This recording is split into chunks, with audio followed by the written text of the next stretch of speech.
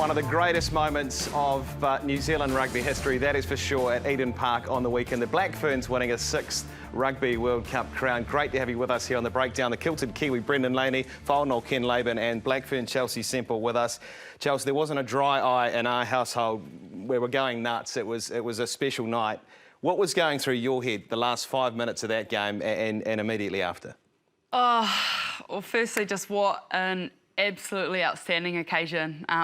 To see that, the Eden Park packed out, the vibe down there, this was all for women's rugby, and it was worldwide. And after that occasion, women's rugby's changed forever. Not only in New Zealand, but around the world. It has changed forever, and that just gives me so much pride and so much excitement.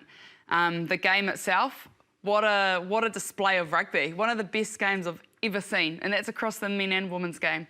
It was tight, it was exciting, the skill level, the speed of the game, the amount of minutes the ball was actually in play. It was outstanding to watch, and that last 5 minutes, I mean, I don't think I watched all of it. I mean, I was kind of hiding myself away because, I was just so emotional. My heart was beating so fast, and England's strength, everyone knows, is their line out and their maul, and they get one 5 metres out from the try line with in overtime, and everyone would put money on them scoring that. But Jonah Ngannou getting up and contesting that, I get goosebumps thinking about that moment. That's going to go down in history. I'm going to replay that in my head. I'm going to rewatch that all the time. I'm going to show my kids that game one day. It was just absolutely brilliant, and the Black Ferns are world champions again for the 6th time in a row, and I think the whole country should just be so proud. Congratulations to you too, Chelsea, because you've been a part of this team for a very long time, and I know that they talked about that at the end after the match, which was really special, so you should be immensely proud. Ken, she just touched on it, one of the great games of footy I think we've seen at the Garden of Eden. Oh, there's no question about that. I think it was a very nice package that we showed at the front end of the program, and especially those unsolicited comments from the kids about they want to play women's rugby. Because, you know, there is, if you forgetting about, I don't have anything to say that hasn't been said by everybody else in relation to the Black Ferns and the grandness of the occasion on the weekend, but they are a beacon of hope for the future of rugby, and you put the 6 weeks in the context of the venues, the crowds, the global audiences, and the quality of the footy that was served up. And it just captivated, and as Chelsea alluded to, it's captivated the world. And in a time, you know, sometimes we live in a divided world and we're concerned all the time about the decline of teenagers and young people in sport and physical activity. And then listening to those kids, inspired by the women on the weekend and inspired of what the experience that they've all in. A lot of them, that wouldn't have been the only game they've been to. Don't forget, there's been 3 or 4 sellout crowds ahead of the final on the weekend. So I think that World Rugby, the women's players, all of those involved in the organisation behind the scenes that created the match day experiences can feel immensely proud. And obviously, you know, we're all very happy, New Zealanders, that they got the job done on the weekend. But even if they hadn't have got the job done, we wouldn't have changed our view about what an experience it has been and what a wonderful period it has been for the growth of the women's game. Absolutely. But if they got it done too against an English pack, which was rampant early on, they scored some fantastic tries off their rolling maul. It was a final really that had it all, didn't it? We saw the red card to Lydia Thompson. Let's just touch on that quickly. Head-on-head contacts on Portia, fair call. I thought the officiating actually was pretty good. I thought it was too. We talked about it previously to the program. The refereeing was really, really good, because there had been a couple of performances in previous games that weren't the greatest. But I thought she refereed really, really well. And look, the head-on-head thing it's been so tough for all referees and all our levels. It's such a tough thing. And you take into a final, that sort of thing happens. You're taking a person out of the game. Then there's the one later in the game where it was against the Black Ferns. Could that have gone a different way? Was that only yellow? Should have been red. So, you know, that was really tough. And you know, that head-on-head thing, we've got to make sure that's done right. And I thought they refereed it really well. It was a big decision in the game. It was a big decision to take them down to 14, and obviously we went down to 14 as well. But I thought both teams actually adjusted really well. The Poms did as well. But the Black Ferns, you know, they weren't meant to win that game. You know, if you looked at the way that the English played and have been playing for 30-odd games and won, they weren't in to win that. So that was cool. Chelsea, who stood out for you? Obviously, Aisha came off the bench and played an absolute blinder, but there was a cast of thousands, wasn't there? What was the key to success, do you think, on that night for the Black Ferns? I think, I said it before the game, if the Black Ferns were going to come out and beat England in a World Cup final, Ruahei Demont would have to have an outstanding game, not only as captain, but as a number 10 running the game, and I think she absolutely did. She's such a physical presence on the field, and the way I've seen her leadership grow from when she was first named captain at the start of the year when Wayne Smith took over until now has been immense. She was quite shy at the start. She wasn't quite confident in her ability to lead, and now just the mana and the passion she oozes and the way she keeps a cool, calm head and kind of brings the girls in around her. It's out of the difference that I saw, and it was really interesting to watch evolve throughout the game. At the start of the game, when England were up and things were going well, their unit, their huddles and stuff were so tight. They were looking at each other in the eyes, and I got the feeling that, you know, they were here for this for 80 minutes. As the game went on and the momentum started to switch, it was the Black Ferns that had the likes of Ruby Tui, Ruahei Demont, Kendra Coxedge, bringing everyone in, going around, patting each other on the back, looking at each other in the eyes, whereas the English girls, I think it was the first time they've been under that much pressure in the last few years since they've been on their 30-game win streak. They were the ones looking a little bit more disjointed. They were dropping their heads. Their body language wasn't showing the confidence that they had at the start of the game. And I kept an eye on that throughout, and I thought that was quite interesting. So I think us coming back to win that game in those last moments was hugely down to Ruahei Demont and the leadership group. Kenna, of all the footy you've called and seen and watched, how impressive was it seeing a team in an atmosphere like that, a World Cup final, be so far on the back foot in terms of set piece, maul, and then to stick to their guns and especially come out in that second half and give the ball some real width and play some beautiful attacking rugby? Well, firstly of significance is the Wayne Smith influence. So the All Blacks are used to playing Northern Hemisphere teams and used to playing South African teams where the tight five is bigger, the loose forwards are bigger and heavier, the scrum is heavier, and their set play and their structure has been, without being disrespectful to previous All Black teams, they've struggled to contest. So having Smithy there, who's been in a team environment of having to counter that, and of course that line-out drive by England, that's up there with Canada's. They've got the two best line-out drives I've seen at any level of the game. If they win the line-out 5 metres out, 10 metres out, you can guarantee 90% of the time it's going to be a try. So I think that's a significant factor. And Brendan was right to allude to the red card. So they had to play 60 minutes, and I don't think we've quite got that right.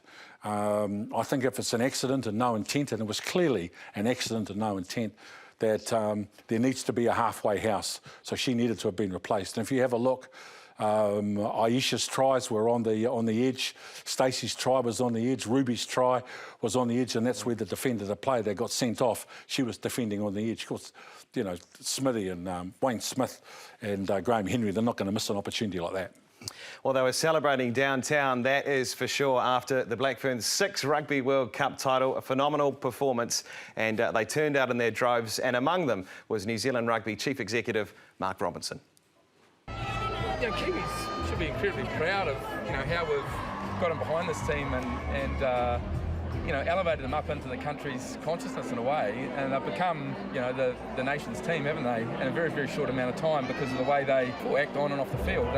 They've got a spirit and an energy and a culture about them that is infectious to people, and people want to get alongside them. And this is another sort of advertisement to that today. We see it firsthand that, you know, our people are authentic, genuine, you know, they care about the game, they care about each other, and it's just wonderful to see. And I guess where to from here? Like, this is a great launch pad for the future of women's rugby as well. Yeah, I mean, there's lots of different plans going on. As you can imagine, everyone's asking that exact question at the moment. I think in the professional space is obviously the extension of Super Rugby Aupiki. We're talking to, you know, Australia and the Pacific to grow that competition out over time. Maybe even as early as next year, do some crossover finals there. The international season's going to build out a little bit more. You know, we'll play Pac 4 again for the first time next year in a proper format, hopefully. Then WXV, the international comp at the end of the year.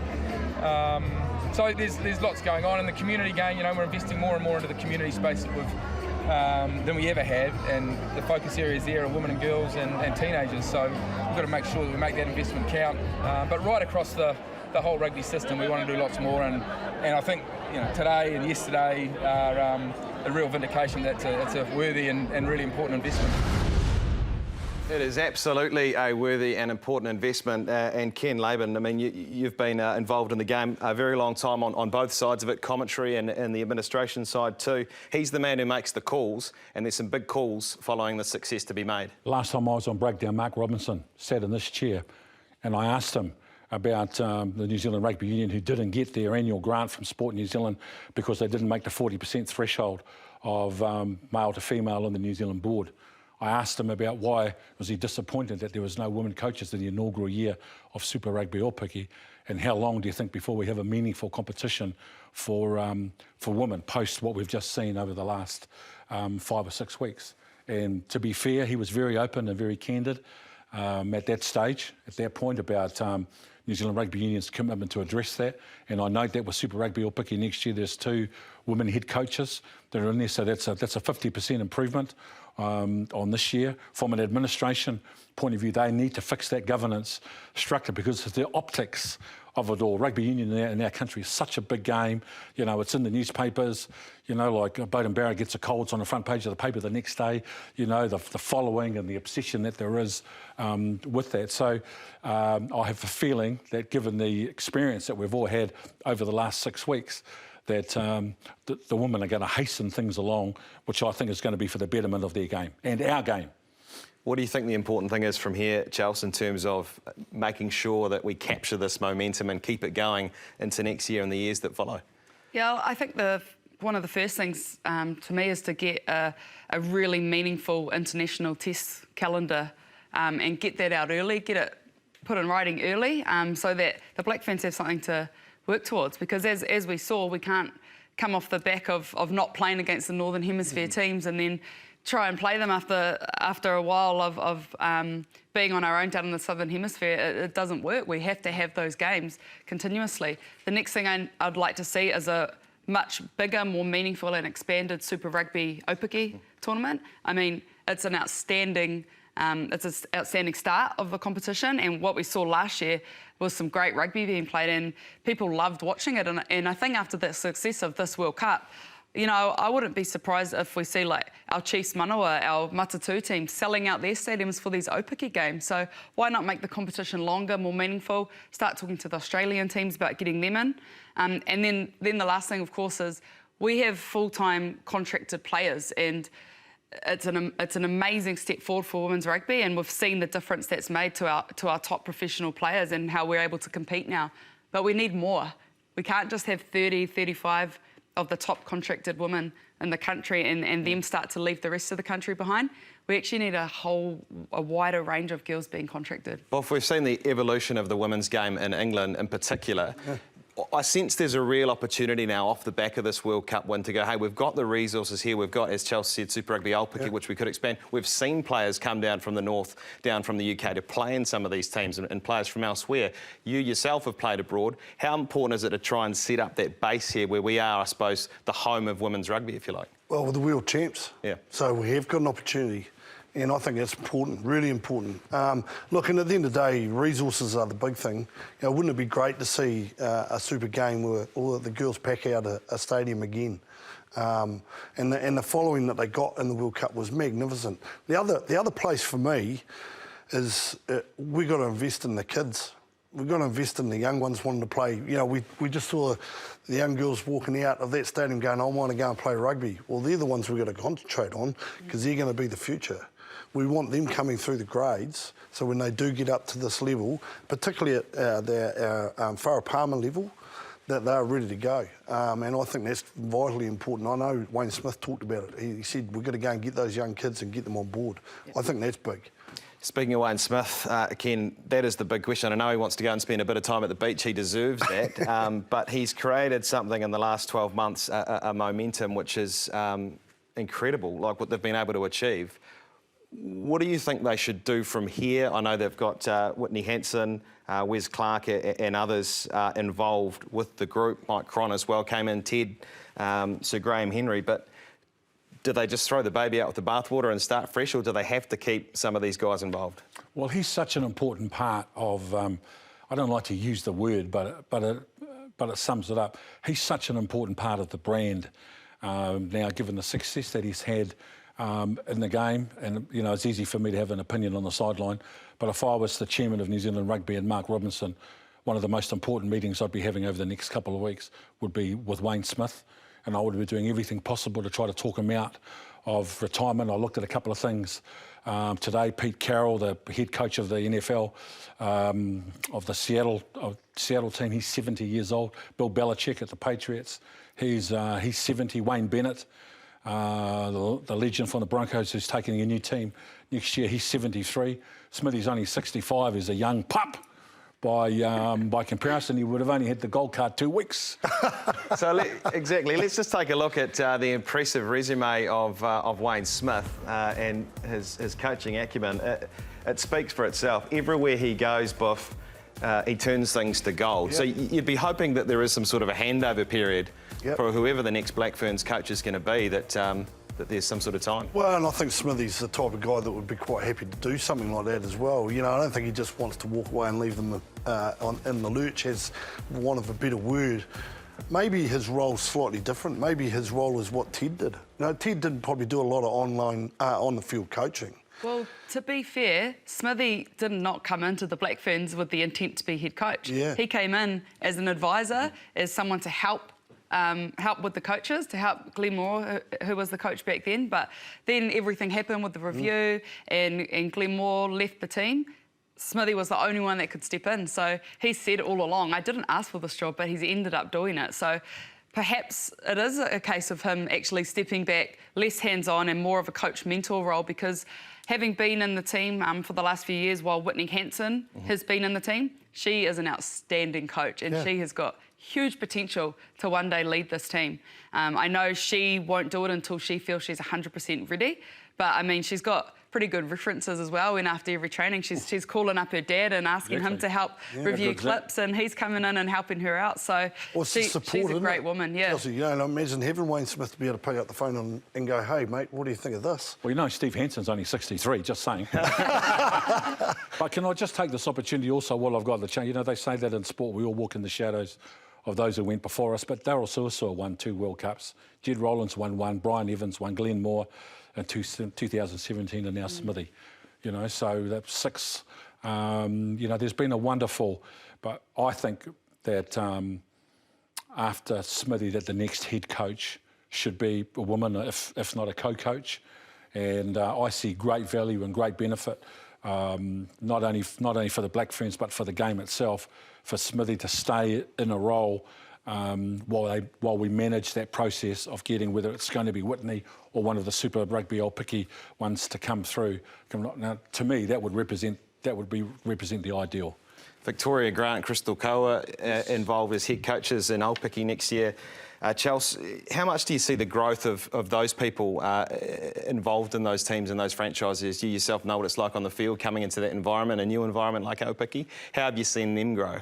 Yeah, I think it's been massive. I mean, I was lucky enough to play with both Crystal Koa and Victoria Grant, and I think the way they've gone through the coaching ranks has been awesome. Like, it's not just been, oh, we need female coaches, let's just grab some who are going to put their hands up. They have proved themselves time and again to be great coaches, and having been coached by them as well, I know how talented they are and how ready they are for the role. So, I mean, I'd like to see, and I know NZR are putting in place a lot more coaching pathways for women to be successful in those roles as well, but we just need more coming through. And I hope now that, you know, rugby is getting more and more professional for the women, there's going to be more kind of ex-players step into that coaching pathway as well and earn their accreditations. We've just seen Linda Itunu be picked up by the Blues as an assistant coach, and I think she is going to be amazing in that role. So more players like that getting opportunities and being supported to become female coaches in the game, just coaches in fact in the game,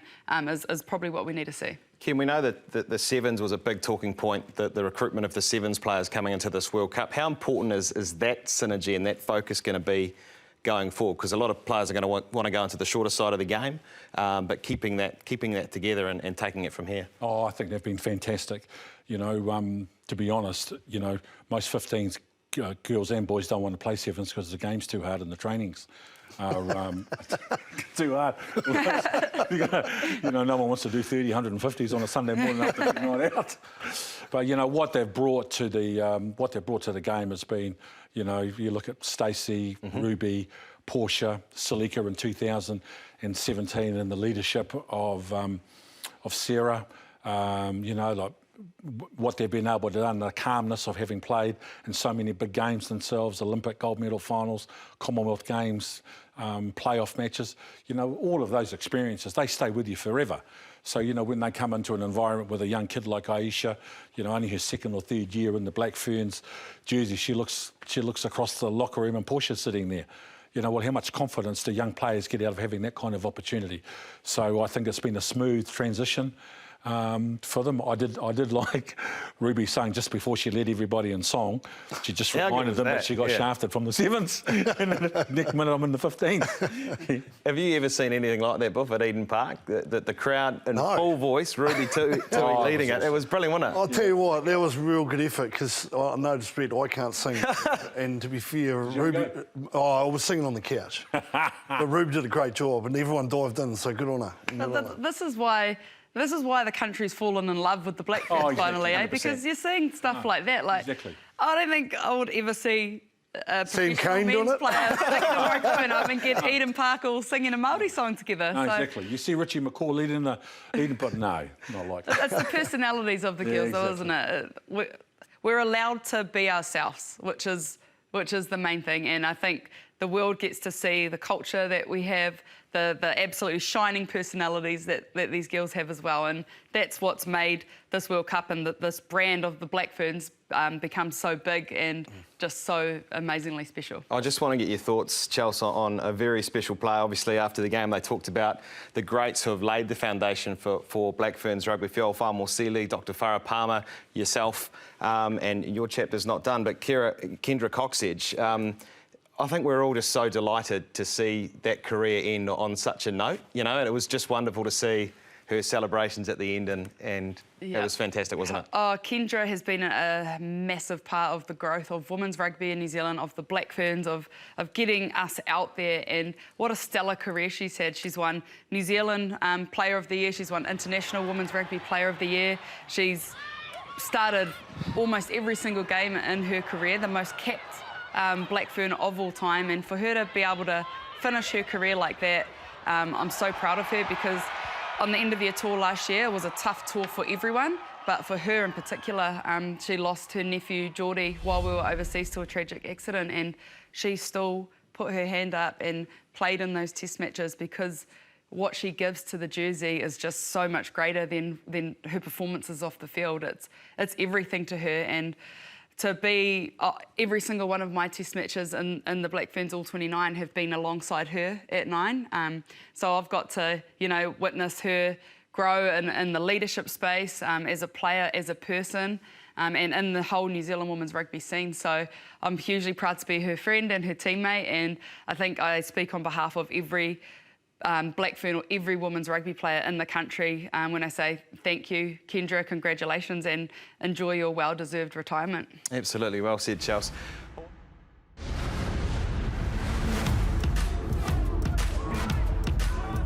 They're going to get a very good opportunity to open the scoring here.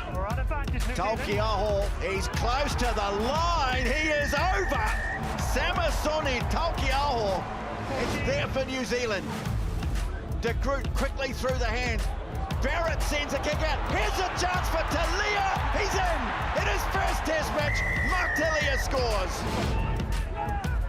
Now lovely cut through the middle from Hogg. Puts the chip ahead. He's got the speed. Anton Leonard-Brown has been yellow carded for that tackle on Stuart Hogg. Havili now falling for it. Oh, it's been intercepted. Darcy Graham, Caleb Clark comes at him, can't stop him, oh, and Graham's in. Scotland have a chance to level it up. Scott Barrett now lines up, now over he goes, And now the All Blacks have the chance to go back in front. It's there to be taken. They get it away to Talia. He's in. Scotland were brave. At times they were brilliant. But in the end, the All Blacks got it right when they needed to. And they now make it 6 in a row and look to the final match of the season next week at Twickenham.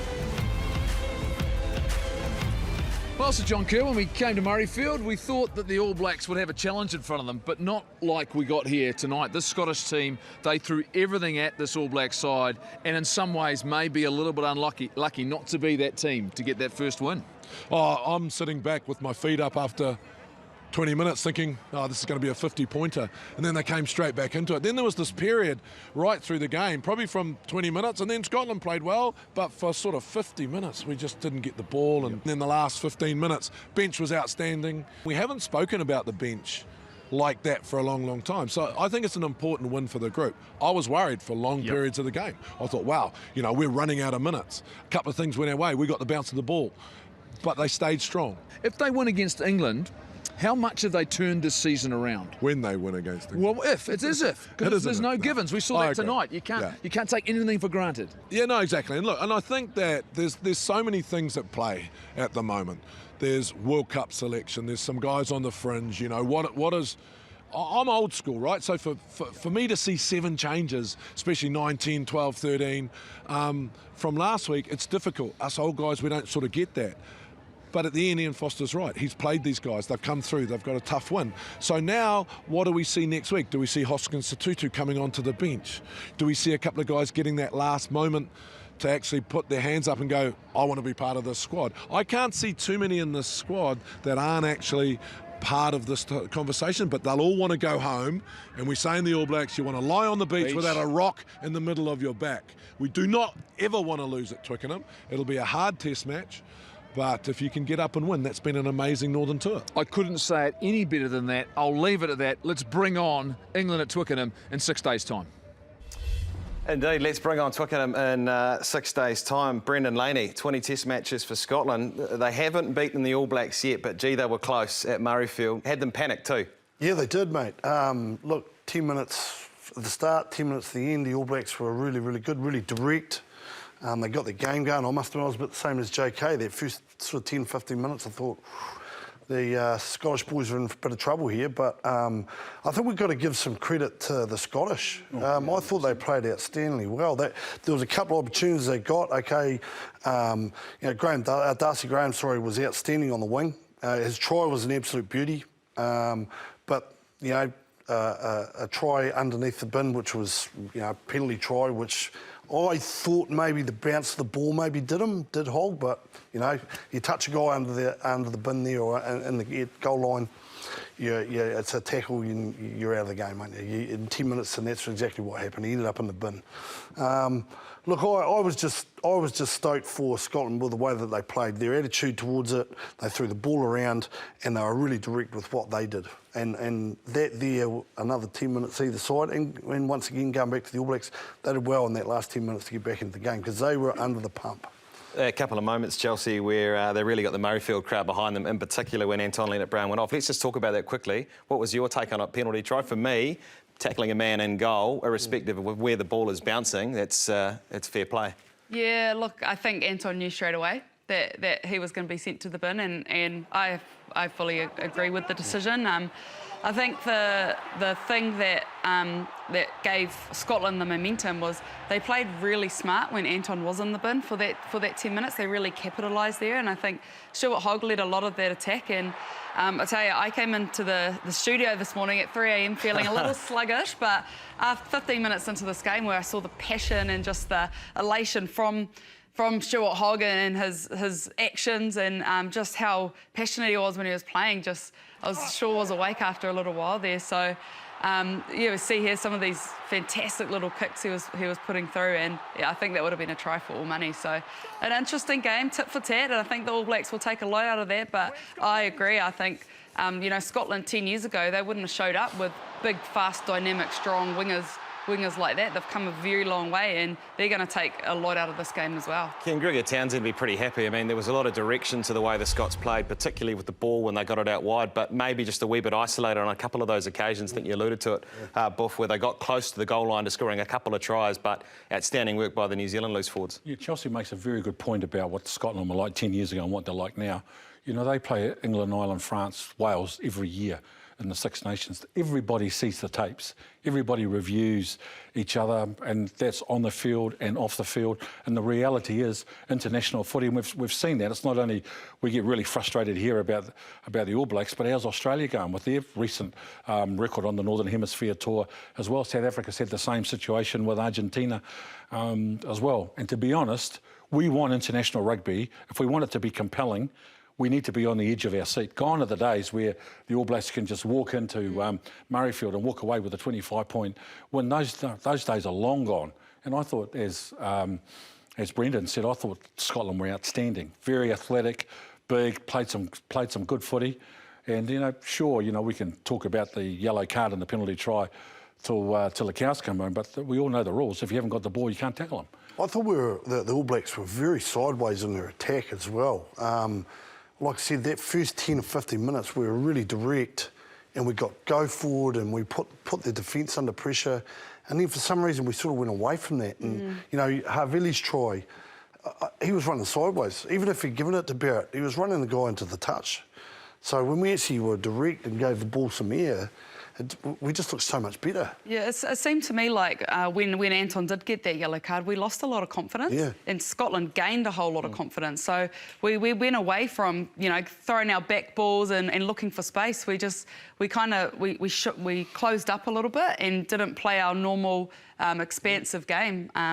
And Scotland, on the other hand, who usually are very direct and they use their big forwards a lot, they were playing an extremely expensive game, using the width, throwing the behind balls, throwing missed balls, and looking very elusive every time they had the ball. And that was the chunk of the whole middle of the game, really, apart from the first 10 and the last 15, Scotland were the better team. Well, the Black Ferns had to rely on their spark plugs off for the bench in the World Cup final. The All Blacks, too, had to rely on their pine to get it done at Murrayfield. Let's hear what the All Blacks coach, Ian Foster, has to say. He caught up with Goldie after the test. Yeah, to be honest, it's exactly what we expected against Scotland. You know, they're a grown force. They're a hard team to play against, and they played with a lot of passion on that early part. But you know, I'm really pleased that last quarter. I really felt like we were getting to them, and we just needed maybe to hold the ball and just make them make a few more tackles, and that turned out to be the case. A number of players you've given an opportunity tonight, the likes of Akira Ioane, Mark Tilley on debut. How do you think they went? Really well. You know, I thought Mark particularly, I'll talk about him because it's his first test and it was a special time, and you know, he obviously got that early try and got a late one, but his work in between I thought was really quality. So he's been with us a while, and I was really delighted with him.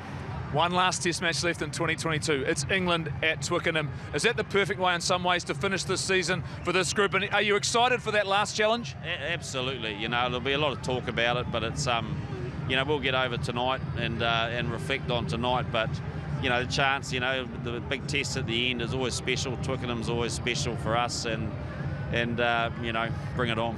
Thanks, Coach. Well done. Cheers, Goldie.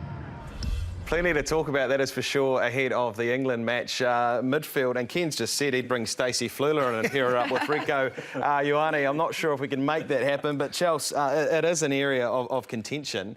Geordie, when he came back in, he looked to sort of, you know, shore things up for the All Blacks. What's your mix going into the final game of the Northern Tour? I think Geordie Barrett has to start at 12. I think when he did come into that 12 position on the test this morning, he just got things going forward. He's a big, strong presence in there, and I think right now he is our best 12 option, and that in turn sends Bowden kind of back to 15 and brings Mo'unga back into 10. The 13 position for me is interesting because I think Fozzie will be thinking, obviously Rico's our number 1 13 at the moment, but we need to give Anton Leonard-Brown more time as well because he's going to be a huge part of our World Cup next year, I believe. I agree. So do we put Anton Leonard-Brown into centre and push Rico to the wing and see how that combination plays out. That's what I'd kind of be looking at if I was I Fozzie. couldn't agree with you more. I think Anton Leonard Brown's our 13 and has been. The only reason he wasn't there was because he got injured, and it was a massive injury. It was always going to take him a wee bit more time to come in. But we've seen the touches in the last test, how good he is. And I think we will see that. And I hope we do see that. And I still think that Rico is our best winger, a left winger. He's an outstanding winger. What do you reckon, Ken? Because Rico's been sensational in the midfield. So how would you stick things together for that final game and indeed going into next year? Well, they're not going to change it now for the last test, so Rico will start at 13. What Chelsea and Brendan said, of course, all of that makes sense. But the reality is Rico's been the mainstay in the midfield. And what they do about 12, what they do about Havili, because Havili was the first choice 12 for a long time after Quinn got injured. Quinn Tupaia got injured. Anton Leonard Brown, you all agree. And then what do you do with Jordan? So Geordie Barrett, I mean. So I don't know what I'm trying to say. I think that Barrett could play 12 if they wanted to, but I wouldn't play Geordie Barrett at 12 against With England. I'd go in with the strongest, most proven midfield combination, and that would be, for me, I'd play Anton Leonard Brown at 12 and Rico at 13 and play Geordie at the back. And you've just got to make the call on Richie, Bowden. One starts at 10 and the other comes from the bench. Boff, Geordie going into 12 opens the door for Bodie. And you talked about this off-air before, how difficult it is for someone like Bowden Barrett to be playing 10 one week, playing 15 the next week. Just for someone that's been in those positions, just explain how difficult at international level it is to switch. Oh, it is. At Test rugby, you only get a certain amount of time. It's quick. It happens so fast. You make a mistake, you get punished. And when you play fullback, you've got a little bit more time. You go into 10, that time's gone. And you've also got the weight of running the game. So I feel for Bowden, to be fair. I think they've got to go to him and say, mate, you're our fullback, or you are coming off the bench and you are doing this 20 or 30 minutes. Because if we go back to the World Cup they won over there in 2015, what did Bowden Barrett come on and do? He came on the field and scored the winning try and changed the whole game. So I think they've got to make a decision with him and go, this is what you're doing, mate. This is your role. This is what we want you for. And he will do it because he's that guy. Another guy who'll do it, Ken, TJ Perenara comes back in, gets his opportunity. It was so good to see. And, the mana, the passion, it's always there. He's back in the conversation, surely. It's interesting when how players react when they get dropped or when they get bad news. And especially when you're sitting on 78 tests and have been such an important part for a long time. And he's been an interesting observation for me, TJ. So in between Super Rugby and the NPC, TJ went back and played for the Norths Rugby Club in the local club competition, led his club team Norths to the Jubilee Cup, which is a prestigious winter trophy in Wellington for the main thing. And then he was a very, very important part of them winning the Ranfurly Shield and, of course, winning for the first time in 22 years, winning the NPC. And there was 3 significant competitions where he, like Kendra, the number 9 touches the ball more times than anyone else on the park, so they have a major say, kick, pass, run, all those key positions, as well as defending in that tough area with a lot of traffic.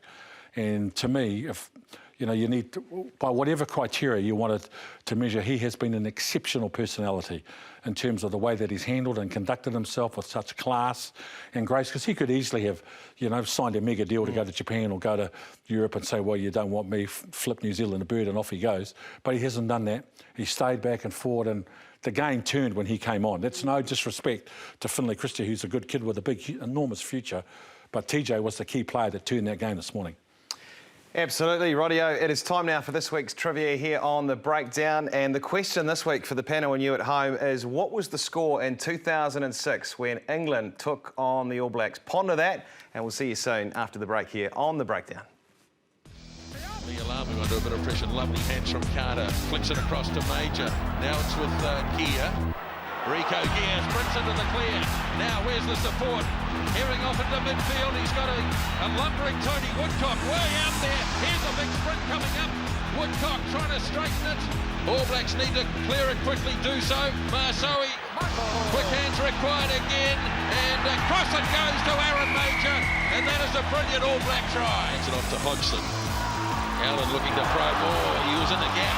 still going, and Jamie Noon will get there this time.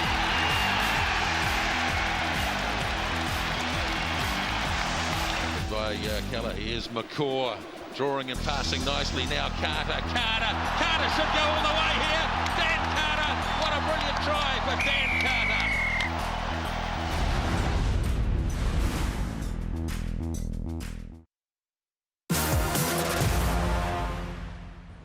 What a weekend. What a weekend. What a weekend. Italia. Wait, stop. Wait. No, the Black Ferns first. Italia. Oh, yeah. The Black Ferns first. We've got world champions, World Cup winners. That's what we've got. And you were dancing like I was dancing in my room as they managed to get across the line. And we've celebrated and talked about that. You can keep celebrating in New Zealand. Now you can go.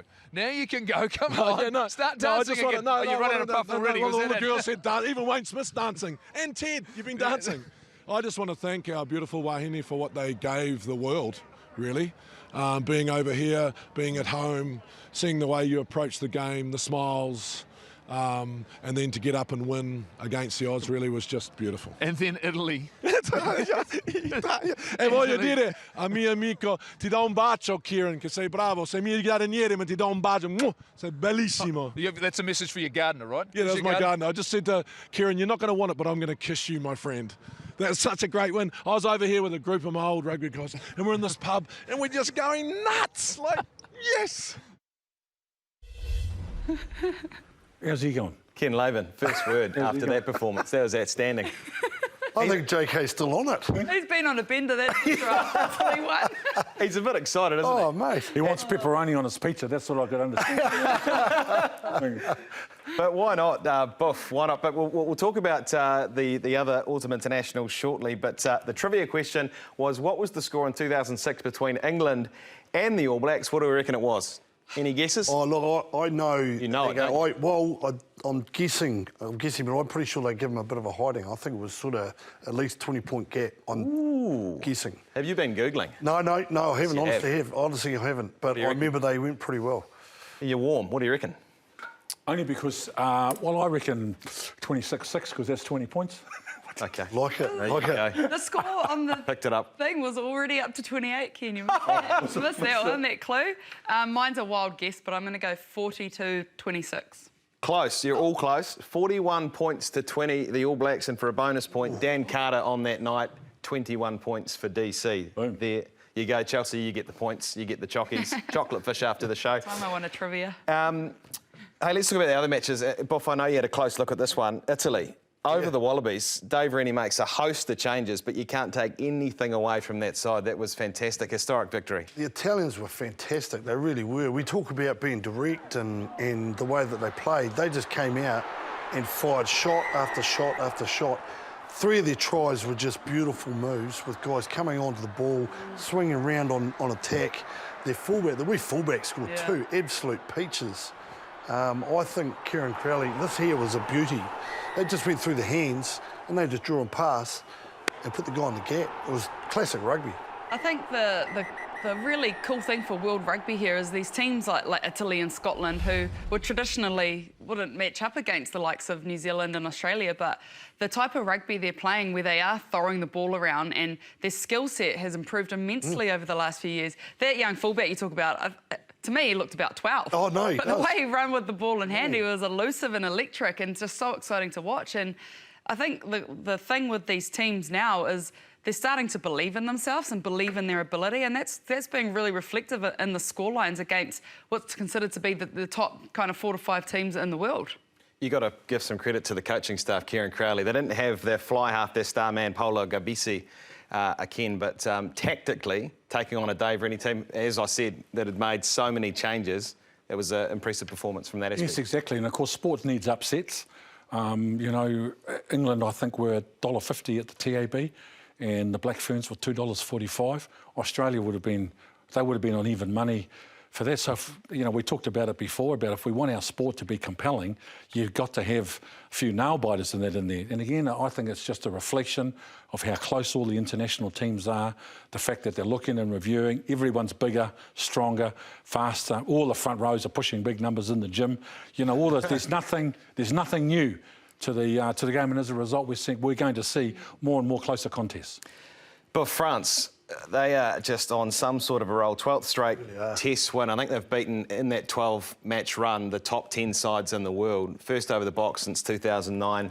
They did it without their captain, Dupont, for a large part. They are playing some rugby. Oh, and that, well, I think is key. The fact that Dupont wasn't there for a large part of that game and they still went out there and performed the way they did, that just shows you how good these guys are at the moment. They have to go into the World Cup at home, one of the absolute favourites, because of the way they played. And that was no easy beat to the African side either. They were there to win that game and win it big. They would put a lot of effort into that, and that French side stepped up.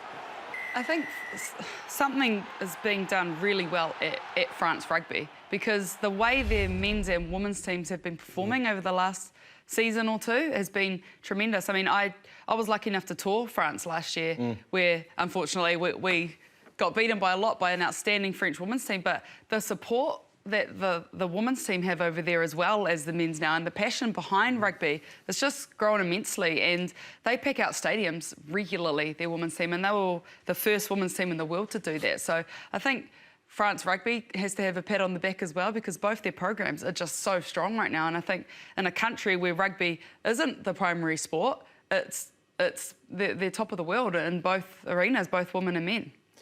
Ken, how fascinating has this Northern Tour been? Because we know it's around the corner next year, it's not too far away. And you were saying as well, Buff, back before the show started, just about we can't really pick next year's World Cup. No. There's so many teams in the running. Even Scotland showed that this morning at Murrayfield.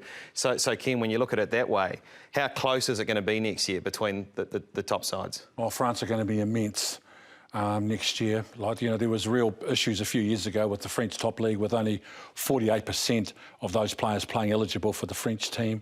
Their under-20s program from 3 or 4 years ago, they won back-to-back under-20s, and the graduates from that program are now coming through into the international team and dominating. And of course, we've seen how close all the other teams are. It's going to be a very, very competitive World Cup, no question about that next year. Buff, Scott Robertson, he gets another one over New Zealand Rugby, over the All Blacks 15 with the Barbarians. Anyone, Chelsea, you can come in on this as well, anyone in that All Blacks 15 that has maybe worked their way into a wider conversation ahead of the World Cup next year? I think Sean Stevenson's played really well. He played really well in Super Rugby. He went on and led from the front and captain North Harbour. Played extremely well in ITM Cup. So for me, he is certainly one that's done extremely well, and I would not look out of place if he was popped into the black jersey. Yeah, I 100% agree, and I'm just still quite dumbfounded as to how he wasn't picked in that team in the first place. But anyway, moving on. Again, every time he gets the ball, he's absolutely electric and dynamic. I think in hindsight, having Brad Weber and TJ Perenara part of that All Blacks 15's team initially was really beneficial in terms of their leadership, and having them both called into the All Blacks to see what they can do there. I think Fozzie will now be having the conversations as, are we going to have the same halfbacks that we had at the last World Cup with Aaron Smith, TJ Perenara and Brad Weber? Because to be honest, that's who I'd pick, and after conversations I've been having, there's a lot of people that are saying the same thing. So they've certainly done well to play themselves back into the mix. Great to see you all, Chelsea, again. Congratulations on the weekend when the Black Ferns won a 6th Rugby World Cup crown. We'll see you next week here on The Breakdown. Have a safe week. Ka kite. He is over. De Groot quickly through the hands. Barrett sends a kick out. Here's a chance for Talia. He's in his first Test match. Mark Talia scores. Making play up.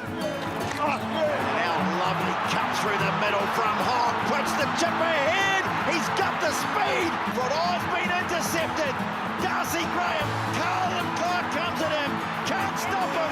Oh, and Graham's in. Scotland have a chance to level it up. Scott Barrett now lines up. Now over he goes. And now the All Blacks have the chance to go back in front. It's there to be taken. They get it away.